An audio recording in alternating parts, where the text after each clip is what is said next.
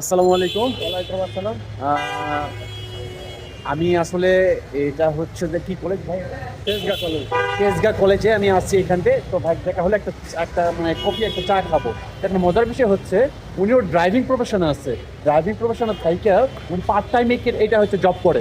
এটা কিন্তু বিশাল বড় একটা মানে আমাকে এত এত ভালো লাগছে এটা বলার বাইরে। তো আপনার বাসা কোথায় ভাই একটু বলবেন? আমার বাসা ফার্ম গেটেই। ফার্ম গেটে। হ্যাঁ, ফার্ম গেটেই থাকি। ওই শুক্র শনি ছুটি পাই, তখন এই এই এই যে কফি বিক্রি করি। বাহ, ফাইন।